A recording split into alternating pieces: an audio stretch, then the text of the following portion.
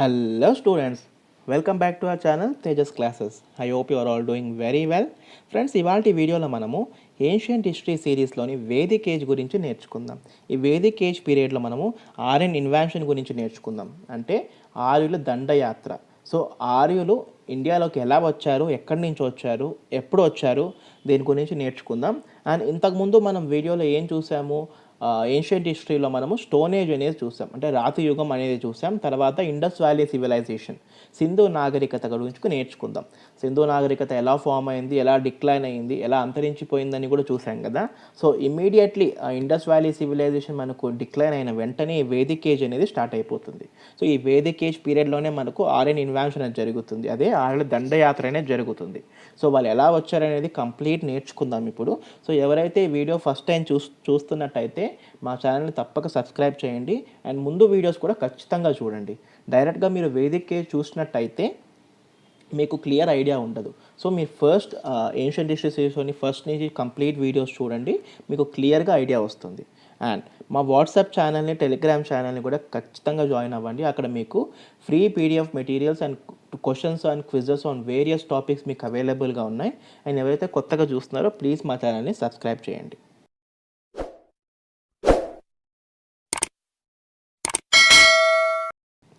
ఇవాళ టాపిక్స్ వచ్చేసి Vedic age classification. అంటే మనము ఏదైతే హిస్టరీని చదువుతున్నామో మనము టైం పీరియడ్ ప్రకారం క్లాసిఫై చేసుకుంటూ వచ్చాం. స్టోన్ ఏజ్లో, రాతి యుగంలో అదే చేసాము, ఇండస్ వ్యాలీ సివిలైజేషన్లో కూడా అదే చేసాం. సో ఇప్పుడు వేదిక్ ఏజ్ కూడా మనము అలానే టైం పీరియడ్ ద్వారా క్లాసిఫై చేద్దాం. సో అది ఎన్ని పార్ట్స్గా క్లాసిఫై చేసామనేది చూద్దాం. తర్వాత సోర్సెస్ ఆఫ్ వేదిక్ సివిలైజేషన్, అంటే మనకు వేదిక్ సివిలైజేషన్ అనేది ఒకటి ఉంది. సో అది ఎలా ఉండేది, దీని సోర్సెస్ ఎక్కడి నుంచి వచ్చా మనకి ఎలా తెలిసింది అనేది sources of Vedic civilization. Next theories of Vedic civilization. Theories of Vedic civilization అంటే చాలామంది హిస్టోరియన్స్, తర్వాత ఆర్కియాలజిస్ట్ వీళ్ళందరూ ఉన్నారు కదా, వాళ్ళు సొంత రీసెర్చ్ చేసి సొంత థీరీస్ ఇచ్చారండి. అంటే కొంతమంది చెప్పారు ఆర్యులు ఇండియాలోనే ఉండేవాళ్ళు, సో వాళ్ళు బేసికలీ ఇండియన్స్ అని. కొంతమంది అంటారు వేరే ప్లేస్ నుంచి వచ్చారు, ఇంకొంతమంది అంటారు వీళ్ళు ఇంకో ప్లేస్ నుంచి వచ్చారు. సో అవి డిఫరెంట్ థీరీస్ ఉన్నాయి. సో దాని గురించి నేర్చుకుందాం. నెక్స్ట్ ఆర్యన్ ఇన్వాన్షన్, అదే ఆర్యులు ఎలా వచ్చారు ఇండియాలోకి, ఎక్కడ ఫస్ట్ సెటిల్ అయ్యారు, లైఫ్ స్టైల్ ఏంటి, ఎప్పుడు వచ్చారు, ఇది Aryan invasion. Next social, economic and political life of Indo Aryans, అంటే ఎలా ఉండేవాళ్ళు, వీళ్ళ ఎకానమీ ఏంటి, పొలిటికల్ లైఫ్ ఏంటి, దాని గురించి. నెక్స్ట్ ఎకానమీ, వీళ్ళు వేదిక్ ఏజ్ ఎకానమీ, అంటే వాళ్ళ ఎకానమీ ఎలా ఉండేది, ట్యాక్సేషన్ సిస్టమ్ ఉందా లేదా, ఇవన్నీ చూద్దాం. నెక్స్ట్ వేదిక్ ఏజ్ రిలీజియన్, ఏ మతం వాడేవాళ్ళు, ఏ దేవుడిని కొలిచేవాళ్ళు, ఇదంతా మనము ఈ వేదిక్ ఏజ్ రిలీజియన్లో నేర్చుకుందాం. మనం ఆర్యన్ ఇన్వాన్షన్ గురించి నేర్చుకునే ముందు ఒకసారి మన ఇండియన్ హిస్టరీ క్లాసిఫికేషన్ గురించి నేర్చేసుకుందాం. సో మనకు రివిజన్ కూడా అయినట్టు అవుతుంది. సో ఇండియన్ హిస్టరీ బేసికలీ మనకు 3 పార్ట్స్గా డివైడ్ అయి ఉంది: ancient history, medieval history and modern history. మనం ఇది ఏన్షియంట్ హిస్టరీ సిరీస్ కాబట్టి ఏన్షియంట్ హిస్టరీ మీద కాన్సన్ట్రేట్ చేద్దాం. వన్స్ ఏన్షియంట్ హిస్టరీ కంప్లీట్ అయ్యాక మనం మెడివల్కి వెళ్దాం. అండ్ టైం పీరియడ్స్ కూడా మీకు ఇచ్చాను ఇక్కడ: 2 million BC to 1200 AD, 1200 AD to 1857 AD. And modern history అనేది 1857 టు 1947 AD. అంటే మన ఇండియా ఇండిపెండెన్స్ వచ్చే 1947లో వచ్చింది కదా, అంతవరకు మన ఇండియన్ హిస్టరీ అనేది డివైడ్ చేసి ఉంది. దాన్ని మనం మోడర్న్ హిస్టరీ అని కూడా అంటాం. సో ఇండియన్ హిస్టరీలో మనం సబ్ క్లాసిఫై చేసాం. ఏమేం చేసాము? Prehistory, Harappan civilization. So ఇంతవరకు మనం ఇప్పుడు కంప్లీట్ చేసేసాం మన ప్రీవియస్ వీడియోస్లో. ప్రీ హిస్టరీ అంటే స్టోన్ ఏజ్ గురించి నేర్చుకున్నాం కదా, మీజోలిథిక్, నియోలిథిక్, పాలియోలిథిక్. దాని తర్వాత మనకు హరప్పన్ సివిలైజేషన్ అని నేర్చుకున్నాం. సరే ఏంటి సార్ హరప్పన్ సివిలైజేషన్ అనుకుంటున్నారా? హరప్పన్ సివిలైజేషన్ అంటే ఇండస్ వ్యాలీ సివిలైజేషన్ అండి, అదే సింధు నాగరికత. సో దాని గురించి కూడా నేర్చుకున్నాం కదా. సో మీరు ఆ వీడియో చూడండి, ఆ వీడియో చూసినట్టయితే మీకు క్లియర్గా ఐడియా వస్తుంది ఏం జరిగింది ముందు అని. So okay. And Harappan civilization ఎప్పుడు 2 million BC టు 1500 BC వరకు మనకు ఇండస్ వ్యాలీ సివిలైజేషన్, అదే హరప్పన్ సివిలైజేషన్ అంతవరకు ఉండింది.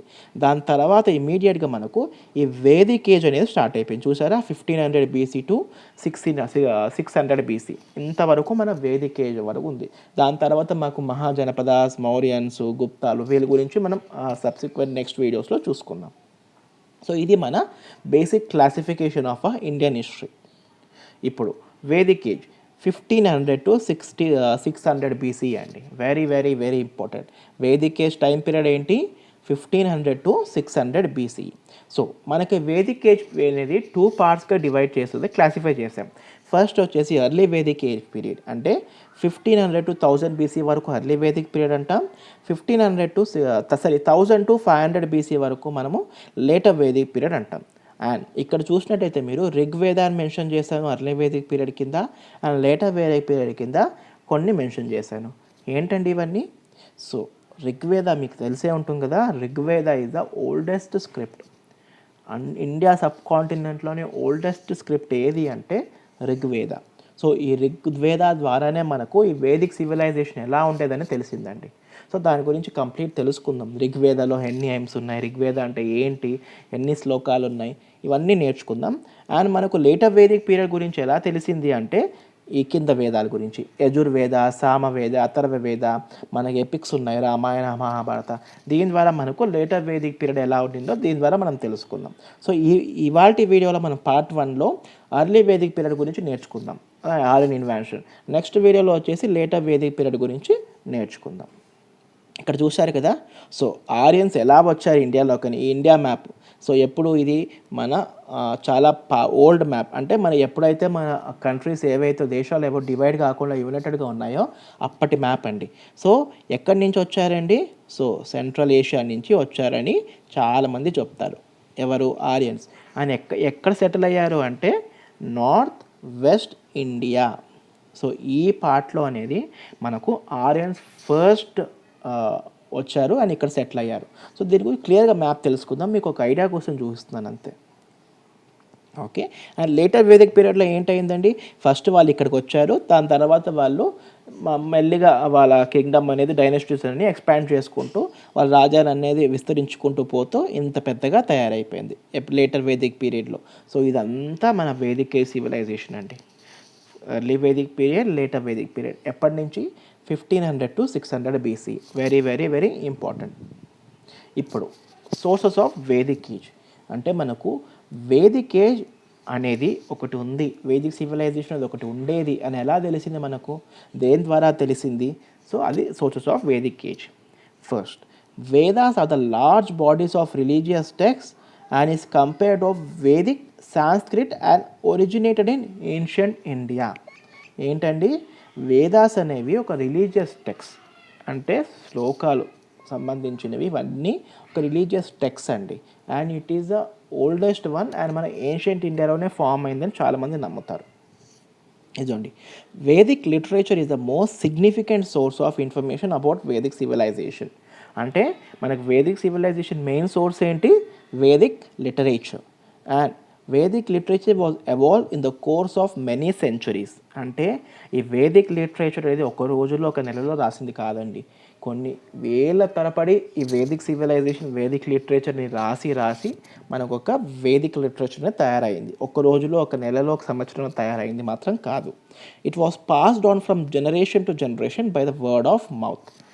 Okay, very important. మీకు ఒక డౌట్ వచ్చి ఉంటుంది, సార్ మనం ఇంతవరకు స్క్రిప్ట్ అనేది లిటరేచర్ అనేది తెలీదు, ఇండస్ వ్యాలీ సివిలైజేషన్ వాళ్ళకి ఎలా రాయాలో తెలీదు, ఎలా చదవాలో తెలీదు.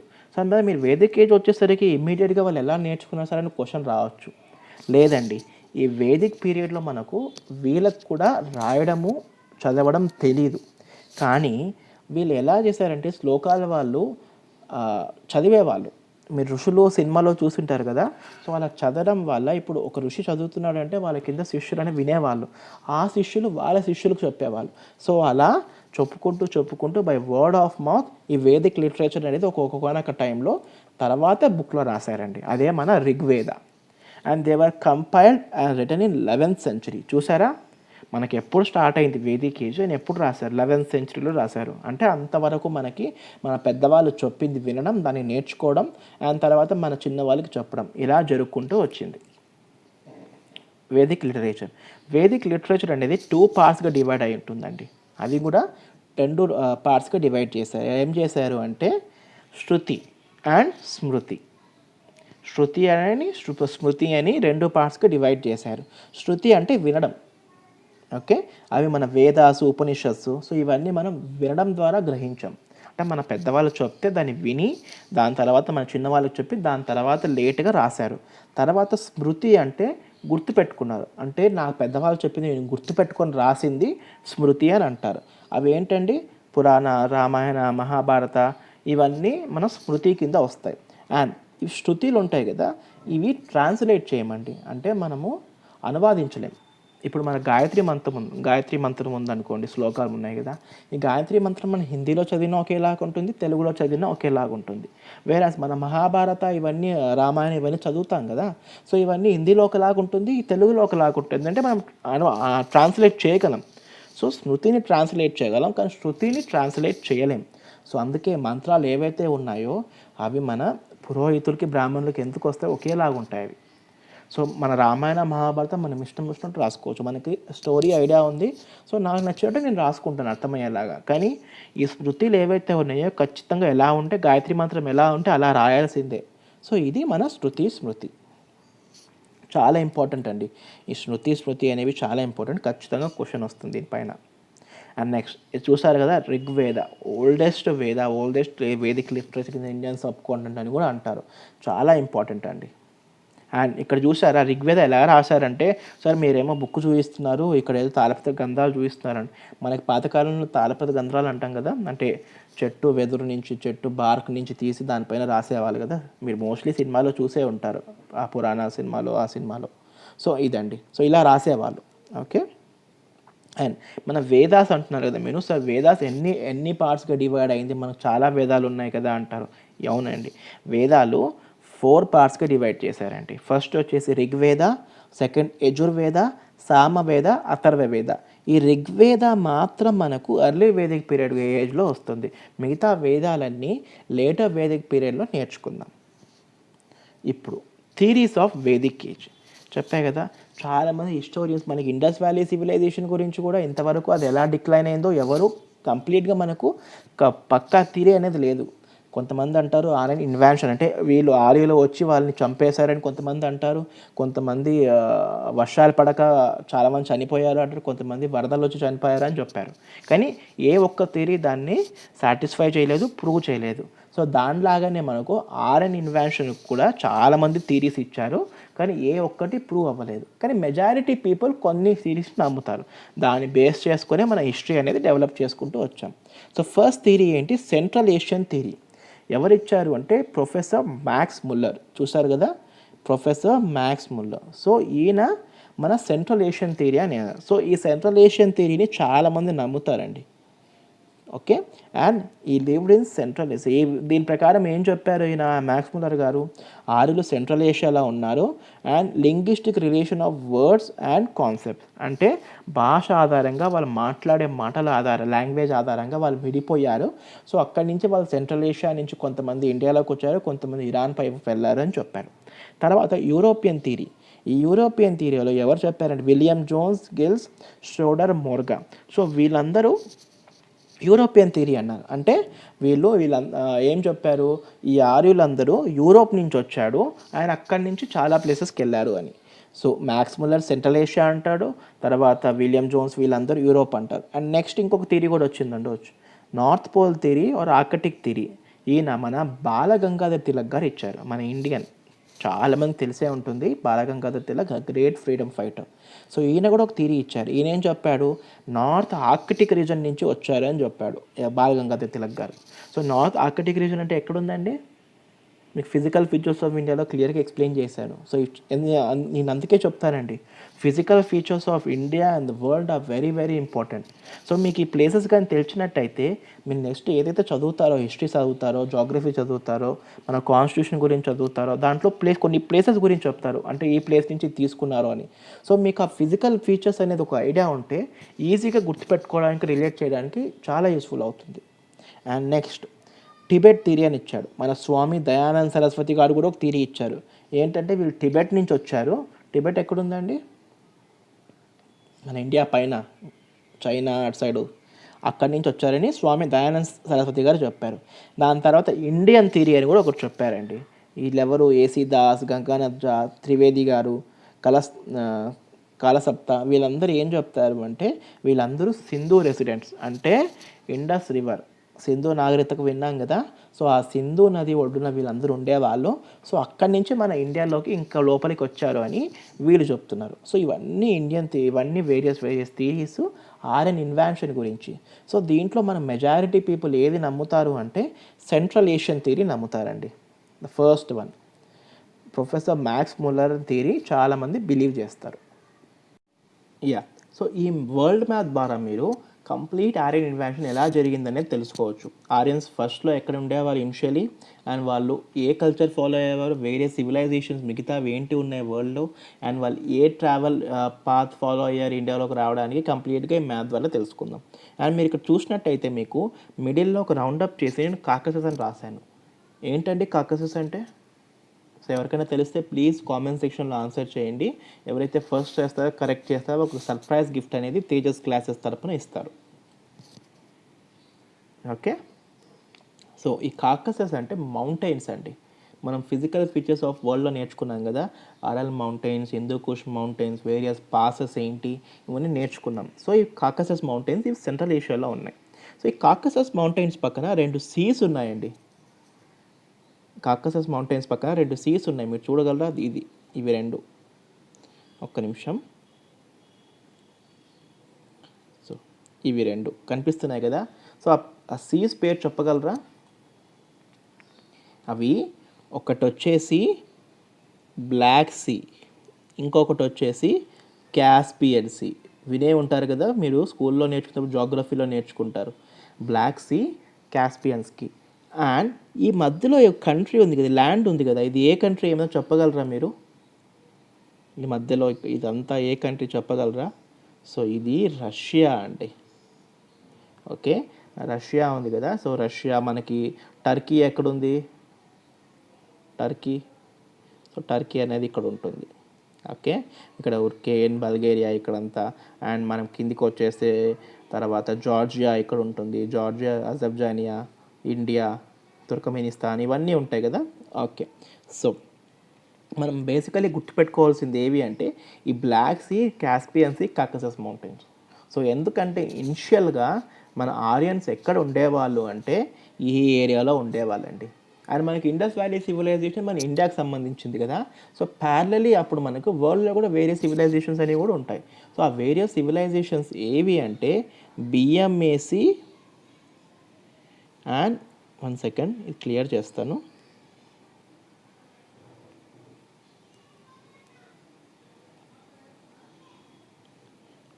ఓకే, మనకు బిఎంఏసి అండ్ ఆండ్రానోవా అనేవి 2 సివిలైజేషన్స్ ఉన్నాయండి. సో ఇవి మన ఇండస్ వ్యాలీ సివిలైజేషన్ ఎలా అంటామో, సో అక్కడ వేరే ప్లేసెస్లో కూడా ఈ సివిలైజేషన్స్ ఉన్నాయి, ఆండ్రానోవా అండ్ బిఎంఏసి. బిఎంఏసి అంటే బ్యాక్టీరియా అండ్ మార్జియన్ ఆర్కియాలజీ కాంప్లెక్స్ అండి. దీని గురించి ఇన్ డీటెయిల్ మనం వేరే వీడియోలో చూద్దాం. ప్రస్తుతానికి గుర్తుపెట్టుకోండి. మనం ఆ వేదిక సివిలైజేషన్లో ప్యారల్గా వరల్డ్లో ఏ సివిలైజేషన్స్ ఉన్నాయి, ఆరియన్స్ ఎక్కడి నుంచి వచ్చారంటే ఆండ్రానోవా అండ్ బిఎంఏసి సివిలైజేషన్స్ నుంచి వీళ్ళు వచ్చారు. సో వీళ్ళు ఇక్కడి నుంచి ట్రావెల్ అవ్వుకుంటూ వచ్చి మనకు ఇక్కడ మన ఇండియా ఉందా, ఇది ఇండియా కదా. సో ఇక్కడ మనకు మౌంటైన్స్ అన్నీ ఉంటాయి. ఓకే, ఇవి హిమాలయాస్ ఉంటాయి మనకు. అండ్ మనకు ఇక్కడ ఒక మౌంటైన్స్ ఉన్నాయండి, వెరీ ఫేమస్ మౌంటైన్స్. అంటే ఈ మౌంటైన్స్ దాటుకొని పాస్ ద్వారా మనకు ఇండియాలోకి ఆరియన్స్ అనేవాళ్ళు వచ్చారు ఈ కల్చర్స్ నుంచి. సో ఇవి ఏ మౌంటైన్స్ అంటే వెరీ ఇంపార్టెంట్ క్వశ్చన్ కూడా వస్తుంది మీకు. ఆరియన్స్ ఏ మౌంటైన్స్ దాటుకొని, ఏ పర్వతాలు దాటుకొని ఇండియాలోకి వచ్చారు అంటే హిందూకుష్ మౌంటైన్స్. ఏంటి? Hindu Kush mountains. And A pass మీద వచ్చారంటే, పాసెస్ అంటే ఏంటండి? మనం ఈ కొండల మధ్య దారి ఏదైతే ఉంటుందో దాన్ని పాస్ అంటారు. రోహతంగ్ పాస్ ఇవన్నీ వింటారు మీరు, లడక్ అట్లా ట్రావెల్ వీడియోస్ చూసేప్పుడు రోహతంగ్ పాస్ ఇవన్నీ వింటారు కదా. సో అలా ఇక్కడ మనకు ఒక పాస్ కూడా ఉంది, దాన్ని ఖైబర్ పాస్. హిందూకుష్ మౌంటైన్లో ఉండే పాస్ని ఏమంటారు అంటే Khyber pass. Very very very very important. So ఇది మన బేసికలీ ఆరియన్స్ ఎక్కడి నుంచి వచ్చారో సెంట్రల్ ఏషియా నుంచి. So Caspian Sea, Black Sea మధ్యలో ఉండేవాళ్ళు, ఈ చుట్టుపక్కల ఈ కల్చర్స్ ఉండేవి. ఇక్కడ నుంచి కొంతమంది వేరే ప్లేసెస్కి వెళ్ళారు అండ్ కొంతమంది మన ఇండియాలోకి వచ్చారు. ఎక్కడి నుంచి ఎలా వచ్చారు ఇండియాలోకి అంటే హిందూకుష్ మౌంటైన్స్ ద్వారా ఖైబర్ పాస్లో ట్రావెల్ చేసుకుంటూ మన ఇండియాలోకి ఎంటర్ అయ్యారు. ఇక్కడ ఈ నార్త్ వెస్ట్ ఇండియాలో ఇక్కడ ఫస్ట్ సెటిల్ అయ్యారు. ఓకే, అండ్ ఇప్పుడు మీరు క్లియర్గా చూస్తారు విత్ నేమ్స్ కూడా ఇచ్చారు కదా. సో ఇది చూడండి, ఇది బ్లాక్ సీ, ఇది రష్యా, కాస్పియన్ సీ. సో ఇక్కడ ఉండేవాళ్ళు. సో ఇక్కడ మనకు ఆండ్రానోవా కల్చర్ ఉండేది. ఇక్కడ మనకు బిఎంఏసి కల్చర్ ఉండేది కదా, సివిలైజేషన్స్. సో ఇక్కడ నుంచి మనకు చూసుకుంటే టర్కీ, ఇరాన్ ఉంది. ఇరాన్ ముందు పేరు ఏంటండి? సో అప్పట్లో ఏమని పిలిచేవాళ్ళు ఇరాన్ని? Old name of Iran country Persia. So ఇరాన్ని పర్షియా అని పిలిచేవాళ్ళు. సో ఈ పర్షియా ద్వారా వీళ్ళు కొంతమంది పయనించి హిందూకుష్ మౌంటైన్స్ దాటుకొని మన ఇండియాలోకి వచ్చారు. ఇక్కడ చూసేదో బ్యాక్ట్రియా అండ్ మార్జియానా ఆర్కియాలజీ కాంప్లెక్స్ ఈ ఇరాన్ పైన ఉంది చూసుకోండి, ఇది ఇరాన్ కదా. సో టర్కీ, ఇది బ్లాక్ సీ, కాస్పియన్స్ ఇక్కడి నుంచి ఇక్కడికి వచ్చారు సో ఇండియాలోకి. సో ఇక్కడ నుంచి పైనుంచి కొంతమంది వచ్చారు. సో ఇవి సివిలైజేషన్. ఇక్కడ చూడండి కాకస్కస్ మౌంటైన్స్, కాస్పియన్ సేమ్ అండి మ్యాప్స్. అంటే మీకు క్లియర్గా అర్థమవుతుందని కొంచెం జూమ్ చేసి చూపిస్తున్నాను అంతే, వేరే కంట్రీ. అందుకే ఫిజికల్ ఫీచర్స్ ఆఫ్ వరల్డ్ని మీరు కంట్రీస్ నేర్చుకున్నారంటే చాలా సింపుల్ అండి. ఇక్కడ చూడండి RN invention clear map. So ఎక్కడెక్కడికి వెళ్ళారు, ఎంతమంది ఏ కంట్రీస్కి వెళ్ళారు అనేసి ఇక్కడ చూస్తున్నారు కదా మీరు. యాంటోపోలియా లాంగ్వేజ్ అని ఇక్కడ టర్కీ దగ్గర ఇక్కడ ఉండేది. సో ఇక్కడి నుంచి ఓకే సెంట్రల్ ఇక్కడ ఉండేవాళ్ళు. ఇక్కడి నుంచి ఎన్ని ప్లేసెస్కి వెళ్ళారు చూడండి. కొంతమంది ఇక్కడికి వెళ్ళారు, ఇక్కడ పర్షియా మీదుగా మళ్ళీ ఇండియాలోకి వస్తున్నారు. ఇక్కడ ఇరాన్ ఇక్కడ ఉంది, టర్కీ. ఇక్కడి నుంచి వాళ్ళు ఇండియాలోకి వచ్చారు. అండ్ కొంతమంది బిఎంఏసి ఆండ్రోనోవా కల్చర్కి వెళ్ళారు. ఇది ఆండ్రోనోవా కల్చర్ ఇక్కడ చూసారా. సో ఇక్కడి నుంచి ఆండ్రోనోవా కల్చర్ నుంచి మళ్ళీ ఇండియాలోకి. అండ్ కొంతమంది ఇటువైపుకి వెళ్ళిపోయేవాళ్ళు, వెస్ట్ సైడ్కి ఇటువైపుకి. ఓకే కొంతమంది ఇరాన్లోనే సెటిల్ అయిపోయేవాళ్ళు, కొంతమంది పర్షియాలో సెటిల్ అయ్యారు, కొంతమంది పాకిస్తాన్ వైపు లేదంటే చైనా వైపు వెళ్ళిపోయారు. సో మనకు కావాల్సింది ఏంటి, వచ్చింది ఎలా ఇండియాలోకి, ఇవి మెయిన్ కదా. నేను క్లియర్ ఒకసారి చూపిస్తాను. సో ఇవి, సో ఇక్కడి నుంచి మనకు వేదిక్ కల్చర్ అనేది స్టార్ట్ అయిపోయింది. ఇదోండి ఇక్కడ ఇరానియన్స్ ఉన్నారు, ఆండ్రోనోవా కల్చర్ నుంచి ఇక్కడ డివైడ్ అయ్యి లాస్ట్కి మనకు కొంతమంది అనేవాళ్ళు ఇండియాలోకి వచ్చారు. ఇప్పుడు ఆర్ఎన్ ఇన్వెన్షన్ ఎలా జరిగింది, ఏ ప్లేసెస్లో ఉండేవాళ్ళు, క్లియర్గా ఫ్లో చార్ట్ అనేది చూద్దాం. ఈ ఫ్లో చార్ట్ ఎంత ఇంపార్టెంట్ అంటే, మీరు ఇవన్నీ విన్నారు కదా, ఈ వినిన తర్వాత ఈ ఫ్లో చార్ట్ ఒక్కటే మీరు గుర్తుపెట్టుకొని నేర్చుకున్నామంటే మొత్తం ఆర్ఎన్ ఇన్వెన్షన్ అనేది కంప్లీట్ అయిపోతుంది. చూసారు ఫస్ట్ సినాస్తా కల్చర్. ఓకే ఇది అనేది మనం చూసాం కదా ఇందాక, బిఎంఏసి చూసాం, ఆండ్రోనోవా. సో దాని మాదిరిగానే సినాస్తా కల్చర్ అనేది ఒకటి ఉండేది. ఎక్కడ ఉండేదంటే నార్త్ ఆఫ్ కాస్పియన్ సీ. అంటే మన కాస్పియన్ సీ ఎక్కడుందండి, ఇదండి నార్త్ ఆఫ్ కాస్పియన్ సీ. అంటే ఇక్కడ మనకి ఏముండేది, సినాస్తా కల్చర్ అనేది అక్కడ ఉంది. సో ఈ సినాస్తా కల్చర్ ఎప్పటి వరకు ఉండేది, 2200 to 1800 BC వరకు సినాస్తా కల్చర్ ఎక్కడ, నార్త్ ఆఫ్ కాస్పియన్ సీలో జరిగింది. సో అందులో ఎవరెవరు ఉండేవాళ్ళు అంటే ఇండో ఆరియన్స్ ఉండేవాళ్ళు ప్లస్ ఇరానియన్స్ ఉండేవాళ్ళు. అంటే ఇండో ఆరియన్స్, ఇరానియన్స్ ఇద్దరు కలిసి ఈ సినాస్తా కల్చర్ని ఫామ్ చేశారు ఎక్కడ, north of Caspian Sea. So దాని తర్వాత వీళ్ళు ఏమైందంటే ఆండ్రోనోవా కల్చర్ అనేది స్టార్ట్ అయిపోయింది. అంటే సెంట్రల్ ఏషియా వైపు మూవ్ అవుకుంటూ వచ్చారు. నేను చూపించాను కిందకి మ్యాప్లో ఆండ్రోనోవా కల్చర్ ఎక్కడుంది అని. సో అటువైపు వచ్చారు ఎప్పుడు, 2000 to 900 BC. సో అప్పుడు ఇండో ఆరియన్స్, ఇరానియన్స్ విడిపోయారండి. అంతకుముందు కలిసి ఉండి సినాస్తా అయ్యింది, ఇప్పుడు విడిపోయి డిఫరెంట్ కల్చర్స్ అయ్యాయి. ఆ కల్చర్లోనే ఇరానియన్స్కి ఆండ్రోనోవా కల్చర్ అయింది.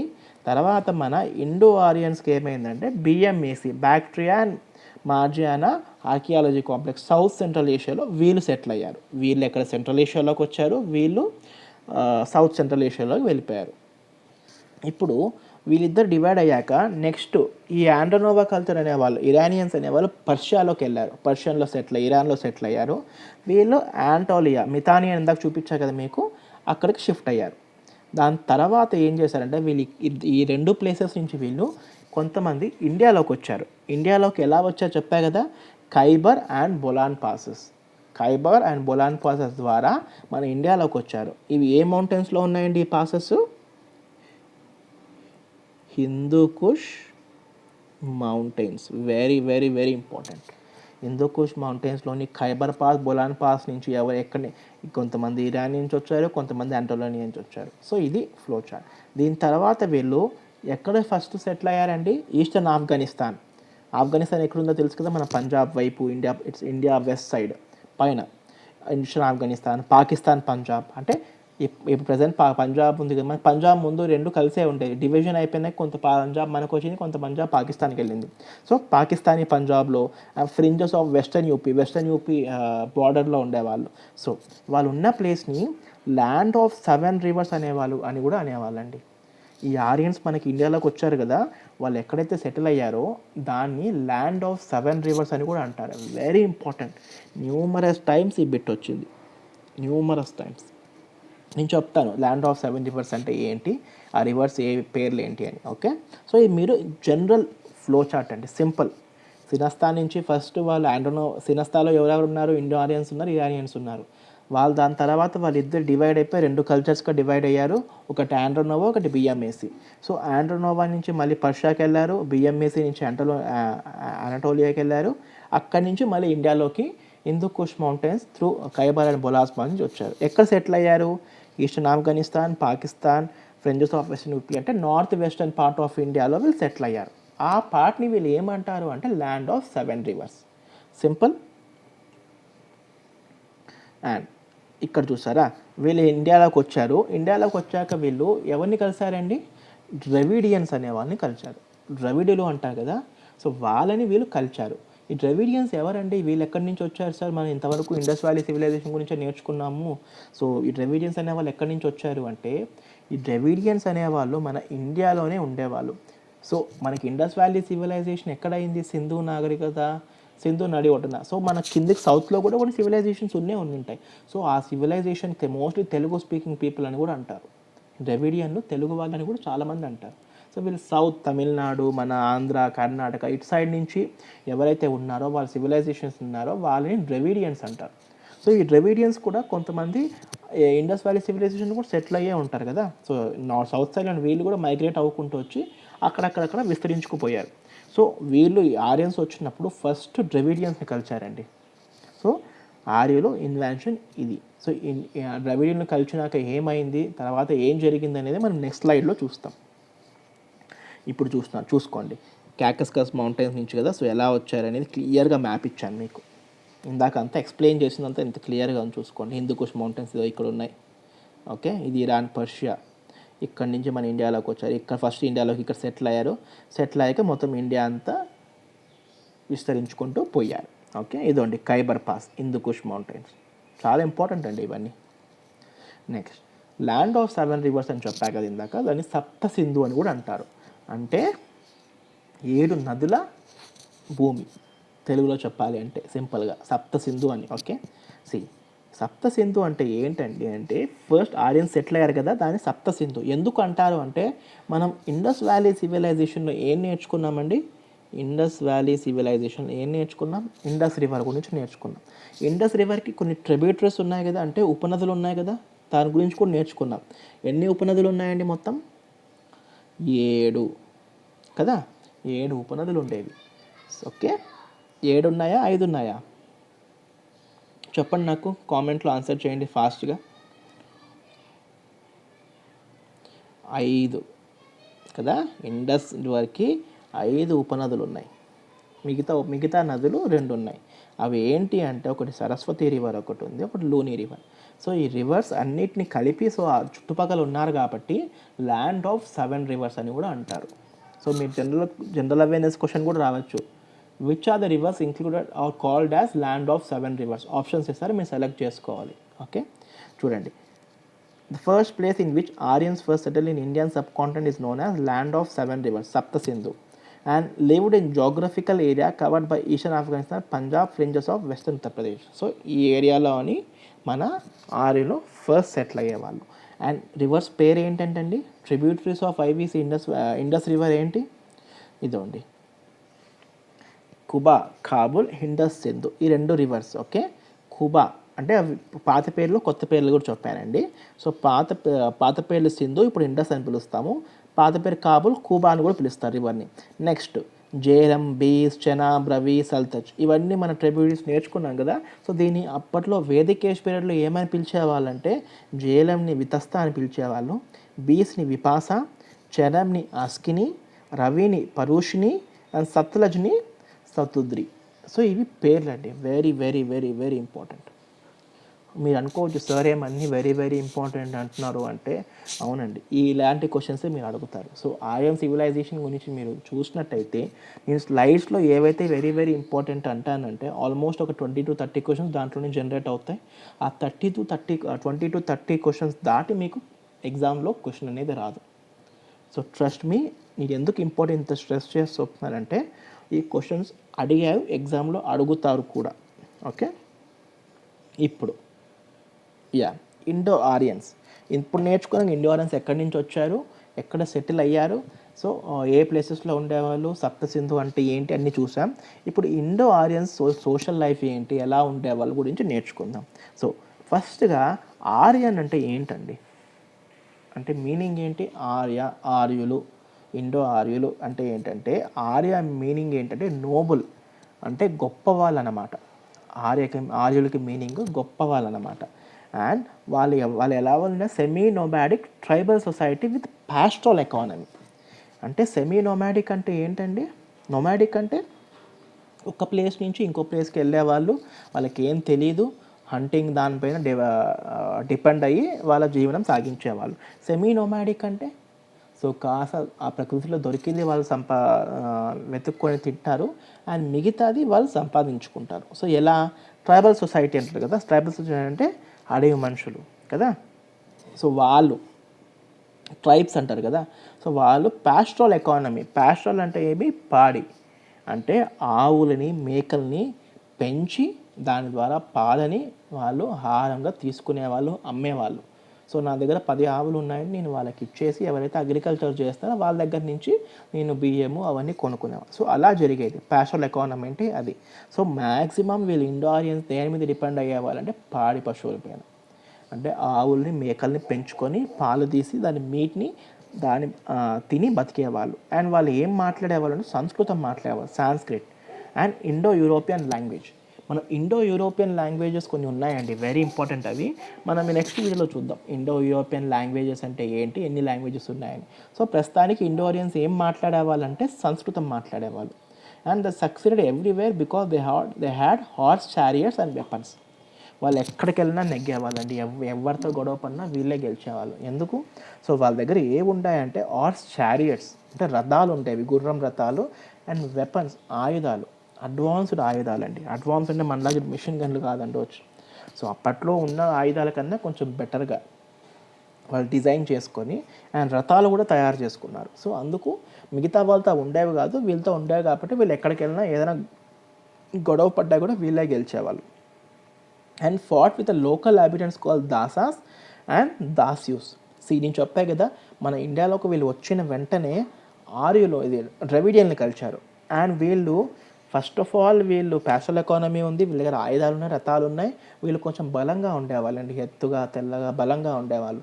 సో వీళ్ళు వచ్చిన వెంటనే ఇండియాలో ఉండే వాళ్ళతో గొడవ పడడం స్టార్ట్ చేశారు. ఎవరితో స్టార్ట్ చేశారంటే దాసాస్, అంటే ఇంతకుముందు ఆర్యులు వచ్చింటారు కదా, అంటే వీళ్ళ మెయిన్ ఆర్యన్ ఫ్యామిలీ రాకముందు కొంతమంది మన బిఎంఏసి అండ్ నోవకల్చర్ నుంచి కొంతమంది ఆల్రెడీ ముందే వచ్చేసారు, కానీ తక్కువ మందిలో. సో వాళ్ళని ఏమని పిలిచేవాళ్ళంటే దాసాస్ అని పిలిచేవాళ్ళు. సో వాళ్ళతో గొడవ పడిన దాస్యూస్, ఒరిజినల్ ఇన్హాబిటెంట్స్, మన ద్రవిడియన్ అని చెప్పారు కదా, వాళ్ళతో కూడా గొడవ పడడం స్టార్ట్ చేశారు. అంటే వాళ్ళ పెత్తనం చలాయించడం స్టార్ట్ చేసేసారు. అండ్ వాళ్ళు ఫాట్ అమాంగ్ దెమ్సెల్ఫ్, వాళ్ళల్లో వాళ్ళు కూడా గొడవ పడేవాళ్ళు. బేసికలీ ఆరియన్స్ అనేవాళ్ళు గొడవ పడడానికి ఎక్కువ ఉత్సాహం చూపించేవారు. Aryans for divide to tribes, మరీ ఆరియన్స్ వేరియస్ ట్రైబ్స్గా డివైడ్ అయ్యేవాళ్ళండి. ఇప్పుడు ఇండియన్స్ ఉన్నారు, ఇండియన్లో వేరియస్ రిలీజియన్స్ ఉన్నాయి కదా, హిందూ, ముస్లిం, క్రిస్టియన్ ఇలా. సో అప్పుడు ఆరియన్స్ కూడా వాళ్ళ దాంట్లో వేరియస్ ట్రైబ్స్, తెగల జాతులు ఇవన్నీ అంటారు కదా, దాంట్లో కూడా వేరే వేరే వెరైటీస్ ఉన్నాయి కదండి. సో అలాగే ఈ ఆర్యులు కూడా వేరియస్ ట్రైబ్స్గా డివైడ్ అయ్యారు. ఇక్కడ మీకు చూపిస్తున్నాను చూడండి ఇమేజెస్. సో వీళ్ళు సెమీ నోమాడిక్ పీపుల్, ఆవులు ఉన్నాయి, గుర్రాలు ఉన్నాయి, దాని తర్వాత ఇక్కడ చూస్తున్నారా రథాలు. సో దీని ద్వారా వీళ్ళు వార్ ఫైట్ చేసేవాళ్ళు, యుద్ధాలు పాల్గొనేవాళ్ళు. అండ్ ఇంకోటి మీరు చూసినట్టయితే ఒక సింబల్ ఉందండి, చూసారా, స్వస్తిక్ సింబల్. ఇది ఎంత ఇంపార్టెంట్ అంటే ద ఫస్ట్ సింబల్, మొట్టమొదటి and very old system in Indian history, old symbol in Indian history ఏది అంటే స్వస్తిక్ సింబల్ అండి. మన రిలీజియస్, హిందూ రిలీజియస్కి చాలా ఇంపార్టెంట్ కదా. సో ఎక్కడ స్టార్ట్ అయిందంటే వేదిక్ ఏజ్లోనే స్టార్ట్ అయిపోయింది.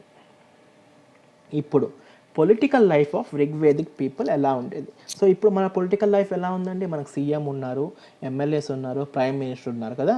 సో దీని ఒక పొలిటికల్ సిస్టమ్. సో ఆ కాలంలో పొలిటికల్ సిస్టమ్ అనేది ఎలా ఉండేది, ఎవరు పాలించేవాళ్ళు, ఏ రకంగా పాలించేవాళ్ళు, వాళ్ళని ఏమంటారు అనేది political life of Rigvedic people.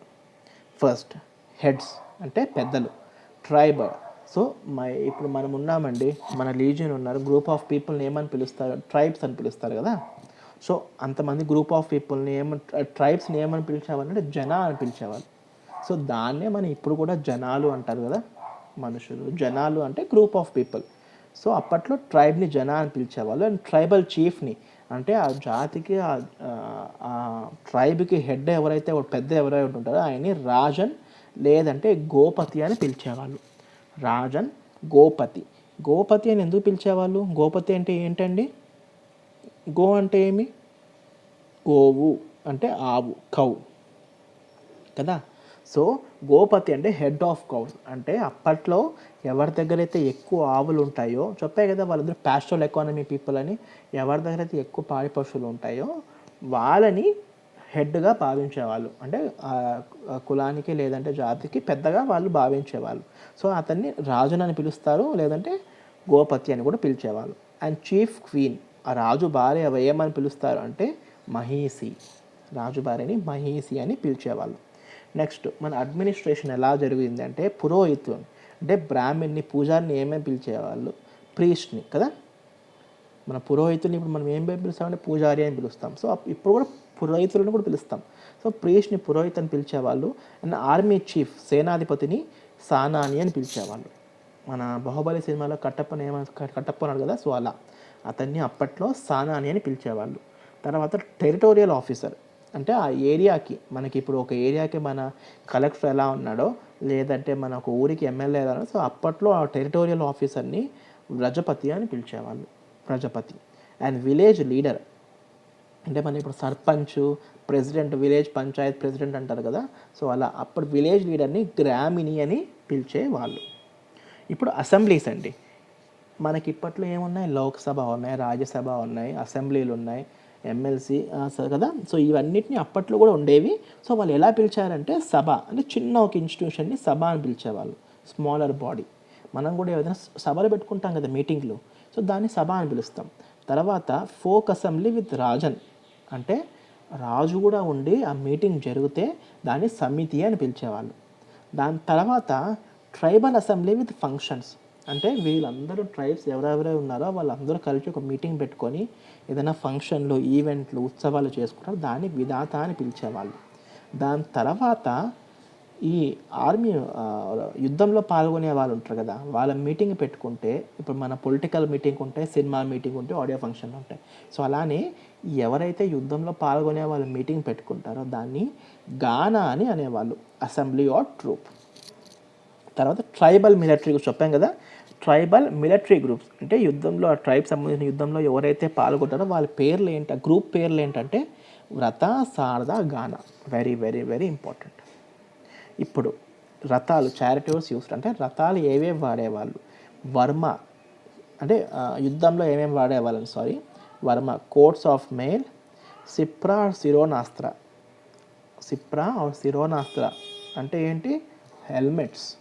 మనం ఇప్పుడు ఏవైతే హెల్మెట్స్ వాడుతున్నామో అది ఎప్పుడు ఒరిజిన్ అయిందండి?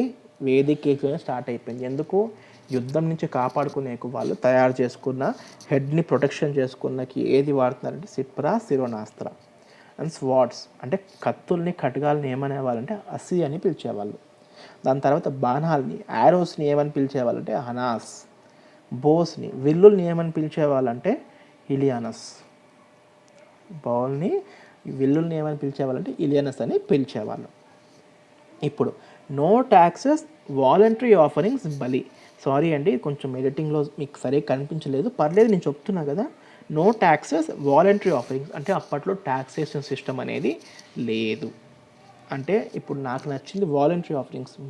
మనం బలిదానాలు అంటాం కదా, బలి అంటే మనం మన పెంచుకున్న వాటిని అమ్మవారికి, దేవుడికి బలి ఇస్తాం, అంటే మన ఇష్టంగానే ఇస్తాం. సో అప్పుడు కూడా వాళ్ళు ఏదైతే సంపాదించుకుంటున్నారో, వాళ్ళ ఆవులు ఏవైతే పెంచుకుంటున్నారో, సో అప్పుడు రాజులకి ఇచ్చేవాళ్ళు, ఈ రాజునికి, గోపతికి ఇచ్చేవాళ్ళు.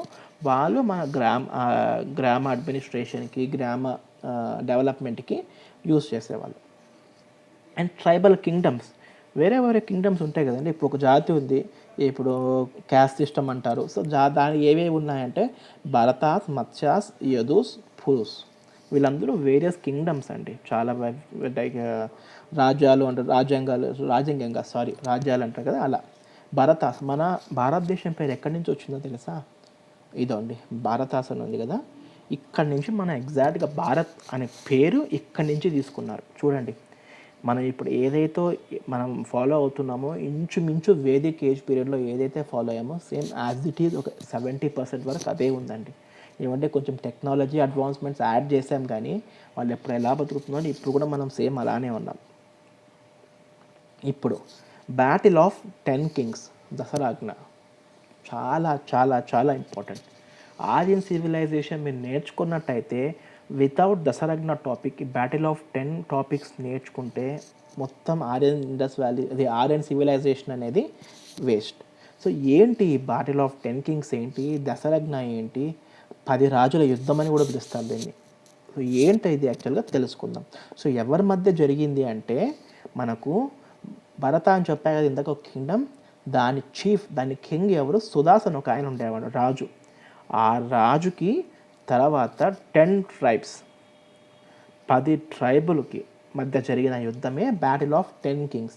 మీరు అంటున్నారు మళ్ళీ ఇటుపక్క ఒకరు ఉన్నారు, ఇటుపక్క 10 ట్రైబ్స్ ఉన్నాయి, కింగ్లు ఎక్కువ ఉన్నారంటే ఈ 10 ట్రైబులకి ఎవరైతే 10 రాజులు ఉన్నారో సో ఆ రాజులతో ఈయన ఒక్కడే పోరాడాడు.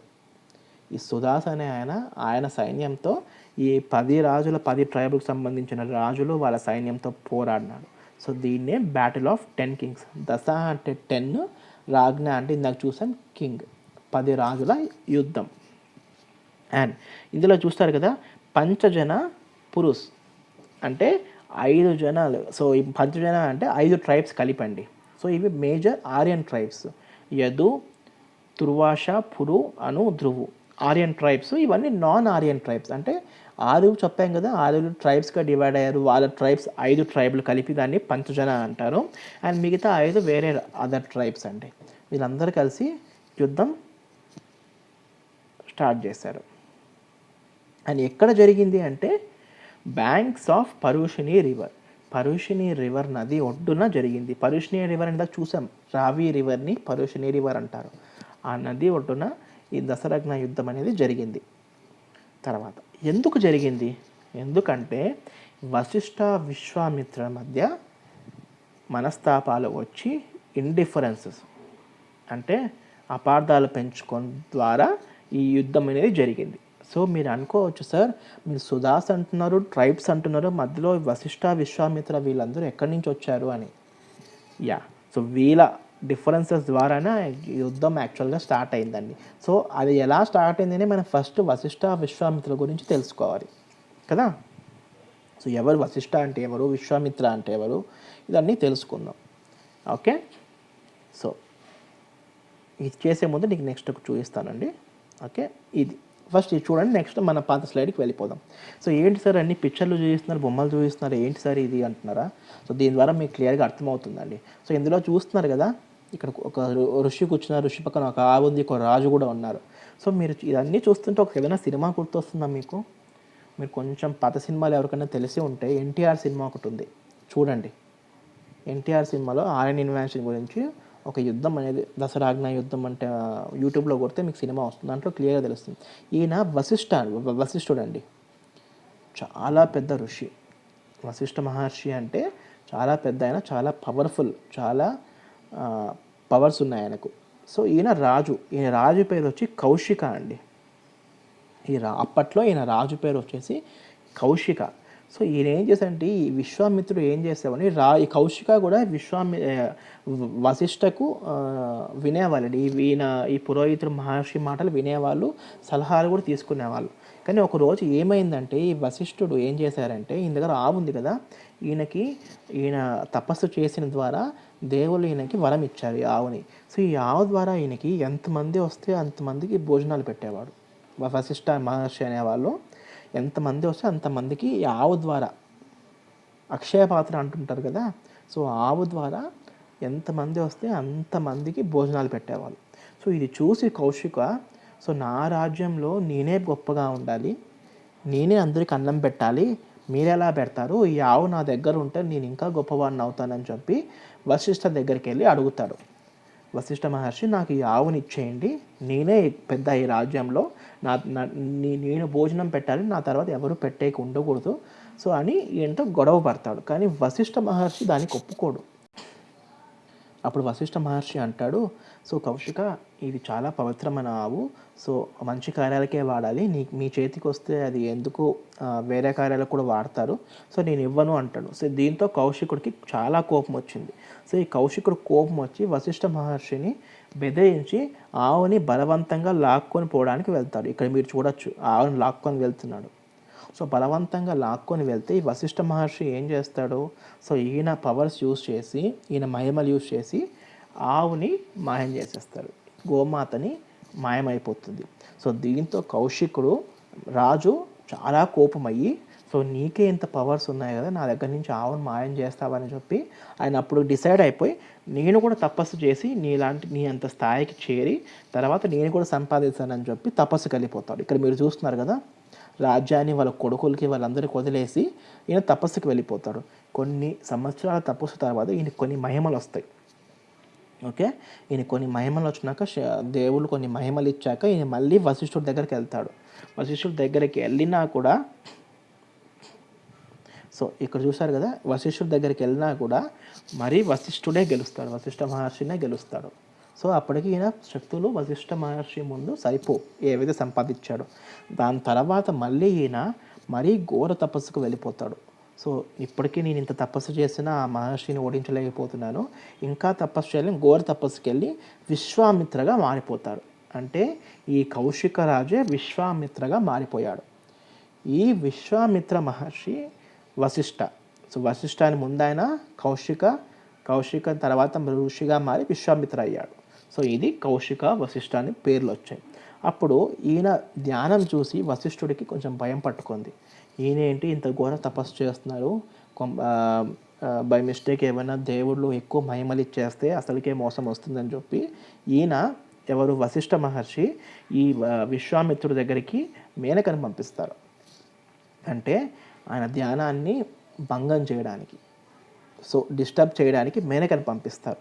సో మేనకని పంపిస్తే అప్పుడు ఫస్ట్లో విశ్వామిత్ర అనేవాడు కొంచెం ధ్యానాన్ని తప్పి సో కంట్రోల్ తప్పుతాడు. సో అప్పుడు కొంచెం చేస్తే మళ్ళీ తర్వాత తను గ్రహించి మరి యథావిధికి వచ్చేస్తాడు. సో అప్పుడు ఈయన లొంగపోయేసరికి వశిష్ఠ మహర్షి మరీ విశ్వామిత్ర దగ్గరకు వస్తాడు. అయ్యా, నువ్వు చాలా గొప్పవాడు, సో ఎన్ని రకాలుగా ప్రయత్నించినా నీ తపస్సుని మానలేదు, సో నువ్వే గొప్పవాడని లాస్ట్కి విశ్వామిత్ర అదే వశిష్ఠ వచ్చి విశ్వామిత్ర దగ్గరకు వచ్చి చేతులు జోడించి అడుక్కుంటున్నాం. మీరు చూడొచ్చు, ఈయన వశిష్ఠ, ఈయన విశ్వామిత్ర. సో ఇది విశ్వామిత్ర వశిష్ఠ కూడా స్టోరీ. సో దీని మధ్యలో ఈయన రాకముందు ఇవన్నీ జరిగే ముందు మధ్యలో ఈ యుద్ధం అనేది జరిగింది. ఏది? బ్యాటిల్ ఆఫ్ 10 కింగ్స్, దశరథ్న యుద్ధం అనేది జరిగింది. సో ఎందుకు జరిగిందంటే ఈ సుదాస్ ఎవరైతే ఉన్నారో, ఈ రాజులు ఉన్నారు కదా, వీళ్ళ వంశ పూజారి ఎవరు అంటే వశిష్ఠ మహర్షి. ఓకే, వశిష్ఠ మహర్షి. వీళ్ళకు ఆపోజిట్ ఎవరు? ఈ 10 ట్రైబ్లు. సో ఆబ్వియస్లీ శత్రువు మిత్రు అయితే అన్నట్టు వీళ్ళ వశిష్ఠుకి శత్రువు ఎవరు? విశ్వామిత్రకి. సో విశ్వామిత్ర వీళ్ళ సైడ్ వెళ్ళిపోతాడు. సో వీళ్ళు ముందుగానే వీళ్ళకి గొడవలు మనస్తాపాలు ఉన్నాయి. సో వీళ్ళ గొడవని రెచ్చగొట్టుకునేకి వీళ్ళని రెచ్చగొట్టేసి సో అప్పుడు ఈ బ్యాటిల్ ఆఫ్ దశరథ్న. సో రీజన్ ఏంటంటే విశ్వామిత్ర వశిష్ఠల ఇండిఫరెన్సెస్, అపార్థాలు బట్టి ఈ యుద్ధం అనేది స్టార్ట్ అయింది. సో ఎవరు గెలిచారు లాస్ట్కి? సో లాస్ట్కి సుదాస్ అనే కింగే గెలిచాడు. ఇంతమంది 10 మంది రాజులతో పోరాడి కూడా ఈయన గెలిచాడు. ఈ సుధా అనే రాజు వీళ్ళతో పోరాడి గెలిచిన తర్వాత ఏమైంది అంటే, ఎవరైతే ఈ 10 మందిలో పంచజన అనే ట్రైబ్స్ ఉన్నారో, ఆర్యన్ ట్రైబ్స్, వీళ్ళు వచ్చేసి సుధా దగ్గర లొంగిపోయి, అయ్యా మీతో మేము పోరాడలేము, మీతో కలిసిపోతాము, లేదంటే మమ్మల్ని కూడా మీరు బయట దేశాలకు తరిమేస్తారని చెప్పేసి వీళ్ళతో కలిసిపోతారు. ఎవరు? ఈ పంచజన. సుధాసు, పంచజన వీళ్ళందరూ కలిసి కొత్త ట్రైబ్ స్టార్ట్ చేస్తారు. దాన్నే కురూస్ అని పిలుస్తారు. సో ముందు భరత అని చెప్పేవాళ్ళు కదా, భరత కింగ్డమ్ అని, ఇప్పుడు కురు డైనాసిటీ అనేది మారిపోయింది. ఎవరెవరు? సుదాసు, పంచజనాసు వీళ్ళందరూ కలిసి కురూస్ అనేది స్థాపించారు, కురు వంశం. దాని తర్వాత వీళ్ళు నెక్స్ట్ ఇంకో ట్రైబ్తో కూడా ఇది అవుతారండి. పంచాల అని ఇంకో ట్రైబ్ ఉంది, వాళ్ళు కూడా వచ్చి వీళ్ళతో కురూస్తో కలిసిపోతారు. సో పంచాల కురు కలిపి లాస్ట్లో కురువంశం అనేది పెద్దగా విస్తరింపజేస్తారు, అంటే డైనెస్టీ అనేది పెంచేస్తారు. సో ఇక్కడ మీరు చూస్తున్నారు కదా, ఇది దశరథ్న యుద్ధంలో జరిగిన సన్నివేశం అండి. మీరు చూస్తున్నారు విల్లులు, హార్సులు, రథాలు కదా. సో ఇది బ్యాటిల్ ఆఫ్ 10 కింగ్స్, దశరథ్న యుద్ధం అంటే ఇది. ఎందుకు వచ్చింది, విశ్వామిత్ర అంటే ఎవరు, దేని గురించి క్లియర్గా చూస్తారు కదా. ఇప్పుడు మ్యాప్లో చూస్తాం. ఇక్కడ మీరు చూస్తున్నట్టయితే ఇదిగోండి పంచాల వంశం ఇక్కడ ఉంది, కురు, కోసల, ఇవన్నీ మీరు సినిమాల్లో పాతకాలం పురాణ సినిమాలో చూసేవి వినే ఉంటారు. కోసల వంశం, కురు వంశం, పంచాల వాళ్ళు. సో ఇవన్నీ మహాభారతం, ఇవన్నీ మీ దాంట్లో తెలిసి ఉంటాయి ఈజీగా. సో అవే ఇప్పుడు నేను చెప్పా కదా, కురు వంశులు, పంచాల వీళ్ళందరూ కలిసేసి యుద్ధాలు చేసి ఒకటే అయిపోయారు. ఇక్కడ చూడండి కురు వంశం ఎంత పెద్దగా విస్తరించిపోయిందో. సో ఆర్యలో వచ్చిందేమో కొంచెం ప్లేస్కి వచ్చి ఇక్కడ సెటిల్ అయ్యారు. వీళ్ళు మళ్ళీ పోరాడి తర్వాత పంచజనతో కలిసారు. పంచజనతో మళ్ళీ కురు అయ్యారు. కురు నుంచి పంచాలతో అయ్యారు. పంచాల నుంచి ఇంత పెద్ద కురు వంశాన్ని డెవలప్ చేశారు. ఇప్పుడు సోషల్ లైఫ్ ఆఫ్ ఆర్యన్స్ అంటే ఆర్యుల జీవన విధానం ఎలా ఉండింది. So kinship was a basis of social structure, అంటే రాజుది. బేసిక్ యూనిట్ ఆఫ్ కుల వాజ్ బేసిక్ యూనిట్ వాజ్ కుల, ఫ్యామిలీ. కులప్ప was a head of the family. అంటే కులాలు అంటాం కదా మనము, క్యాస్ట్ సిస్టమ్. సో అప్పుడు స్టార్ట్ అయింది చూసుకో. కానీ అప్పుడు క్యాస్ట్ సిస్టమ్ అనేది డిఫరెన్స్ లాగా రెడ్డి ఇలా లేదండి. సో అప్పుడైనా ఫ్యామిలీ, నా ఫ్యామిలీకి నాది కులం. అండ్ కులప was head of the family. మా నాన్నకి ఎవరైతే, మా ఫ్యామిలీకి ఎవరైతే ఉన్నారో అప్పట్లో వాళ్ళ హెడ్ ఆఫ్ ద ఫ్యామిలీ కులాప అని పిలిచేవాళ్ళు. And family was a part of larger grouping called విస్ ఆర్ క్లాన్. ఇందాక చెప్పా కదా, గ్రూప్ ఆఫ్ పీపుల్ని ఏమని పిలిచేవాళ్ళంటే విజ్, క్లాన్. మనం ఇప్పుడు పబ్జీ, మీరు ఒకవేళ పబ్జీ ఆడుతూ ఉంటే దాంట్లో క్లాన్ అని ఉంటుంది, అంటే గ్రూప్ ఆఫ్ పీపుల్ కలిసి ఉంటారు కదా, ఫ్యామిలీ లాగా, టీమ్ లాగా. అదేనండి క్లాను, విజ్. One or more clans made జనా ఆర్ ట్రైబ్. ఓకే, ఈ విజ్, ఈ కొంతమంది పీపుల్ అవి అందరినీ కలిపితే ఒక ఊరు అవుతుంది, అంటే జనాలు అంటారు, ఒక ట్రైబ్. జనా was the largest social unit. అంటే అందులో అన్నిటికన్నా పెద్ద గ్రూప్ ఏది, ఏమని పిలిచేవాళ్ళంటే జనా. అండ్ ఫ్యామిలీ వాజ్ ప్యాట్రియార్కల్, అంటే వాళ్ళ మగవాడికి అంటే తండ్రికి సంబంధించింది, అంటే మగవాడి పెత్తనం ఉండేది. Institution of marriages were established, అంటే పెళ్ళిళ్ళకు సపరేట్ ఇన్స్టిట్యూషన్ అనేది ఎస్టాబ్లిష్ చేశారు. అండ్ చైల్డ్ మ్యారేజెస్ చేయరు. ఇక్కడ ఎటువంటి బాల్య వివాహాలు ఎప్పుడూ జరగలేదు. ఇన్స్టెన్స్ ఆఫ్ రీమ్యారేజ్ అండ్ లెవిరేట్, అంటే పునర్వివాహాలు, భర్త చనిపోతే పునర్వివాహాలు అనేవి కూడా ఇక్కడ జరిగాయి. సతీ సహగమనం ఇంకా స్టార్ట్ అవ్వలేదండి. సో ఇక్కడ ఒకవేళ మరీ కూడా పెళ్లి చేసుకునేవాళ్ళు. Marriages were usually మొనోగమస్. మొనోగమస్ అంటే ఏంటండి, మాకు సంబంధించిన మా ఫ్యామిలీ మాత్రమే మేము పెళ్ళిళ్ళు చేసుకుంటాం, అంటే అబ్బాయి అమ్మాయి ఒకటే ఫ్యామిలీకి సంబంధించింది, అంటే వాళ్ళ బంధువులకు సంబంధించిన వాళ్ళకే ఇస్తారు, బయట వాళ్ళకి ఎవరికి ఇచ్చేవాళ్ళు కాదు. And social life was naught divided and caste lines and occupation was not based on birth. So కులాల ఆధారంగా దాన్ని బట్టి డివిజన్ కాలేదండి సోషల్ క్లాస్, వారు చేసే పనిని బట్టి డివైడ్ అయ్యారు. And occupation was not based on birth, అంటే పుట్టుకతో నేను ఈ పని చేయాలని ఎప్పుడూ లేదండి. సో ఆయన ఏ పని చేస్తే ఆ కులానికి సంబంధించిన వాళ్ళు అంతే. And consciousness of physical appearance term వన్నా వాజ్ యూజ్డ్ ఫర్ కలర్. నేను ముందే చెప్పాను ఫస్ట్లో, మన ఇండియన్లో కొంచెం నల్లగా, ద్రవిడియన్లో కొంచెం నల్లగా ఉండేవాళ్ళు, ఆర్యన్లో కొంచెం ఎత్తుగా తెల్లగా ఉండేవాళ్ళు. సో అప్పట్లో డివిజన్, వర్ణను అంటే రేసిజం అంటారు కదా, సో అప్పుడు అదే స్టార్ట్ అయిపోయింది. ఇక్కడ మీరు చూసినట్టయితే క్లియర్గా తెలుస్తుంది, ఈ బ్రాహ్మణులు, క్షత్రియాలు, వైశ్యులు, శూద్రులు అంటారు కదా. సో ఇప్పుడు మన క్యాస్ట్ సిస్టమ్స్ ఏవైనా ఉన్నాయో దీని బేస్ మీదే అన్ని డివిజన్ అయ్యాయండి. చెప్పాయి కదా, బ్రాహ్మిన్స్ అంటే పురోహితులు, బ్రాహ్మణులు అంటున్నారు కదా, వాళ్ళు హైయెస్ట్ క్లాస్ అండి. ఇక్కడ చూసారు కదా వీళ్ళు బ్రాహ్మణులు. క్షత్రియాలు అంటే యుద్ధాలు చేసే వాళ్ళని క్షత్రియాలు అంటారు. సో రాజు కాలంలో ఈ సేనాధిపతులు వీళ్ళందరినీ క్షత్రియులు అంటారు, వారియర్స్. నెక్స్ట్ వచ్చేసరికి వైశ్యులు, వైశ్యాస్ అంటారు కదా, వాళ్ళు ఏం పని చేసేవాళ్ళు, పండించేవాళ్ళు, ఫార్మర్సు, బిజినెస్ చేసేవాళ్ళు, మెర్చెంట్స్, సో క్రాఫ్ట్స్ ఏమైనా తయారు చేసేవాళ్ళు, వీళ్ళందరినీ వైశ్యాస్ అంటారు. నెక్స్ట్ శూద్రులు అంటారు, వీళ్ళెవరు, పొలం కూలి పని చేసుకునేవాళ్ళు, సర్వెంట్స్, పనివాళ్ళు, లేబర్లు, వీళ్ళందరినీ శూద్రాలు అంటారు. ఓకే, వీళ్ళు బేసికలీ ఎవరంటే ఆర్యులకి సంబంధించిన వాళ్ళు కాదండి, నాన్ ఆర్యన్ పీపుల్. వీళ్ళందరూ ఆర్యుల్ ట్రైబ్ సంబంధించిన పీపుల్లే, డిఫరెంట్ క్లాస్ ఎంచుకున్నారు. కానీ లోయెస్ట్ వీళ్ళు ఎవరిని తక్కువ చూసేవాళ్ళంటే ఈ నాన్ ఆర్యన్ పీపుల్ని శూద్రులుగా చూసేవారు, అంటే చాలా తక్కువ చూసేవాళ్ళు. మనము అన్టచబిలిటీ అని విన్నాం కదా, సో అప్పుడు మెల్లమెల్లిగా ఇప్పుడే స్టార్ట్ అయింది. ఇక్కడ చూసారు కదా, వీళ్ళు చాలా తక్కువగా చూసేవాళ్ళు. పెద్దవాళ్ళు వీళ్ళు ఏది చెప్తే అది వాళ్ళు వినాల్సిందే, వీళ్ళ కింద స్లేవ్స్ లాగా పనిచేసేవాళ్ళండి శూద్రులు. ఓకే, ఇప్పుడు ఎకానమీ అంటే ఏంటి? Business. Passion and cattle rearing people, అంటే వీళ్ళకి డబ్బులు ఎలా వస్తాయని, అప్పట్లో డబ్బులు లేవు. సో వీళ్ళు బతకడానికి తిండి ఎలా వస్తుంది? వీళ్ళ దగ్గర ఉండే పాలు ఆవుల్ని అమ్ముకుంటే వేరే వాళ్ళు పండించే వాళ్ళు ధాన్యాలు ఇస్తారు. సో అలా జరిగింది. And the intelligent in agriculture, వ్యవసాయం చేసుకునే వాళ్ళు. Cow was important. Most of the wars are fought for the sake of cows. ఆవు అనేది చాలా ఇంపార్టెంట్ ఇది వీళ్ళు. గోమాత వెరీ వెరీ వెరీ ఇంపార్టెంట్. ఆవుల కోసం కూడా చాలా యుద్ధాలు, మోస్ట్ ఆఫ్ ద యుద్ధాలు ఆవుల కోసం మాత్రమే జరిగాయి. And gold coins were used for trade. చూసారా, మనము ఇండస్ వ్యాలీ సివిలైజేషన్లో బ్రాంజ్ కాయిన్స్ విన్నాం కదా, బ్రాంజ్ కాయిన్స్, సీల్స్ అనే పశుపతినాథ్ ఇవన్నీ విన్నాం కదా. ఇక్కడ గోల్డ్ కాయిన్స్, బంగారు నాణాలు, నిషికాలు అనేవి వచ్చేసాయి. అవి కూడా యూజ్ చేసేవాళ్ళు. Artisans enjoy special status. ఇందాక చెప్పాయి కదా, వైశ్యులు ఏమైనా తయారు చేసే ఆర్టిషన్స్ అంటే ఏంటండి?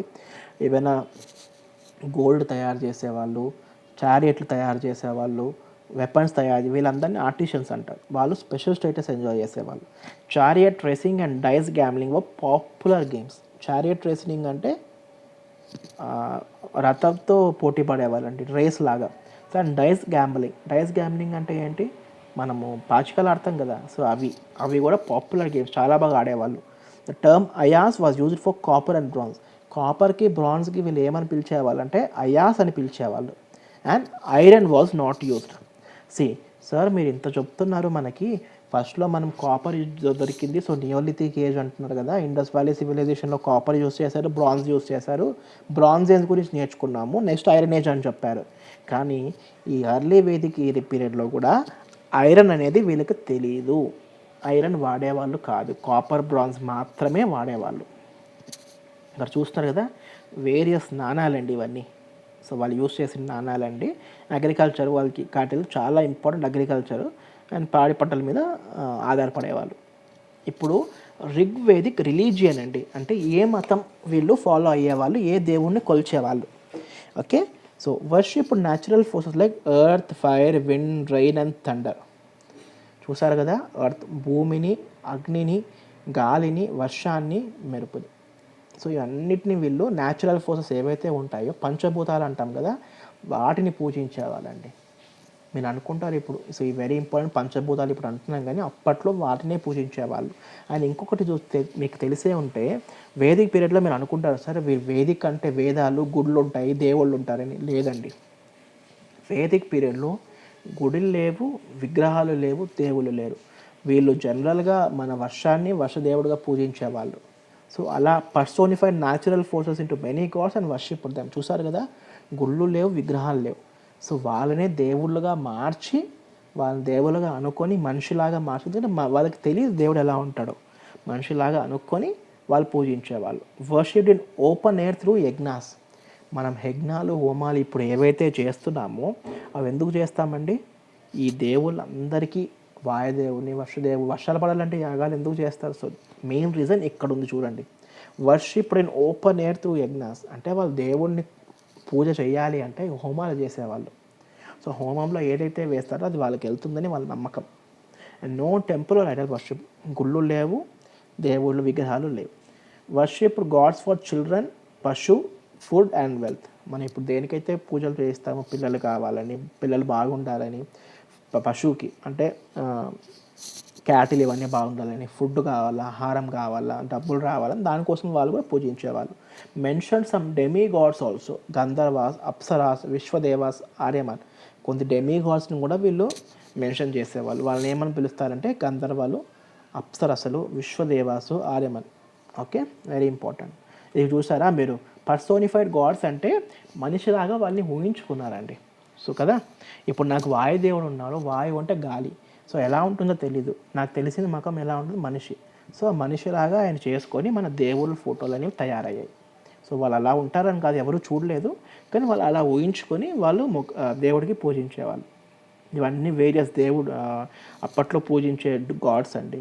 ఇలా దేవుళ్ళని పర్సోనిఫై చేసి పూజించేవాళ్ళు. సో అంతేనండి. సో మనం మొత్తం వేదిక సివిలైజేషన్ గురించి నేర్చుకున్నాం కదా. ఒక్కసారి ఏం నేర్చుకున్నాం ఒకసారి రివైజ్ చేసేద్దామా? సి మనం వేదిక్ ఏజ్ క్లాసిఫికేషన్ చూసాం కదా. Early Vedic age, later Vedic age గురించి చూసాం. సోర్సెస్ ఆఫ్ వేదిక్ సివిలైజేషన్ గురించి చూసాం. అంటే ఎక్కడి నుంచి వచ్చింది, ఋగ్వేద కదా. Next theories of Vedic civilization, ఎవరెవరు ఏమేమి థియరీస్ ఇచ్చారు. Aryan invention. See theories of Vedic civilization అంటే మనకి ఇంపార్టెంట్ థియరీ ఏదండి? Max Muller theory. Max Muller theory Central Asia నుంచి వచ్చారని చెప్పాడు. ఆర్ఎన్ ఇన్వెన్షన్, ఆరులు ఎక్కడి నుంచి వచ్చారు? బిఎంఎస్సి, ఆండ్రోనోవా, ఏ మౌంటైన్స్ ద్వారా, హిందూకుష్ మౌంటైన్స్ అన్ని నేర్చుకున్నాం. Social economic and political life of Indo ఆరియన్స్, ఎలా ఉండేవాళ్ళు, ఎకానమీ ఏంటి, పొలిటికల్ లైఫ్ ఏంటి, ఇదంతా నేర్చుకున్నాం. వేదిక ఎకానమీ ఏంటి, ఏమేమి యూస్ చేశారు. మెయిన్ ఎకానమీ ఏంటండి? పశు, కౌస్, ప్యాస్టరల్ ఎకానమీ కదా. దాని తర్వాత ఏమేమి గోల్డ్ కాయిన్స్ యూస్ చేసేవాళ్ళు, నిషికాలు యూస్ చేసేవాళ్ళు. రిలీజియన్ ఎవరిని పూజించేవాళ్ళు? పంచభూతాలు, న్యాచురల్ ఫోర్సెస్ని పూజించేవాళ్ళు, personified gods. And main god ఎవరండి? ఇంద్రుడు. ఇంద్రుడిని మెయిన్ గాడ్గా పూజించేవాళ్ళు. ఎలా పూజించేవాళ్ళు? యజ్ఞాలు చేసి. So simple. మీరు ఇండియా ఏది వేదిక్ ఏజ్, ఈ ఆర్ఎన్ ఇన్వెన్షన్ గురించి కంప్లీట్ నేర్చుకున్నారు. సో ఈ వీడియో కానీ మీకు నచ్చినట్టయితే ప్లీజ్ వీడియోని లైక్ చేయండి, షేర్ చేయండి, సబ్స్క్రైబ్ చేయండి. కొత్తగా ఎవరైనా చూసే మా టెలిగ్రామ్ ఛానల్ని, వాట్సాప్ గ్రూప్ని కూడా జాయిన్ అవ్వండి. ఇంతకుముందు వీడియోస్ మీరు చూడాలనుకుంటే నా ప్లేలిస్ట్లో ఉంటుంది, డిస్క్రిప్షన్లో కూడా లింక్ ఇస్తాను. అండ్ ప్లీజ్ సపోర్ట్ చేయండి. మరిన్ని వీడియోస్ కోసం ఛానల్ని లైక్ చేయండి, షేర్ చేయండి, సబ్స్క్రైబ్ చేయండి. That's all it for today. Thank you. Have a great day.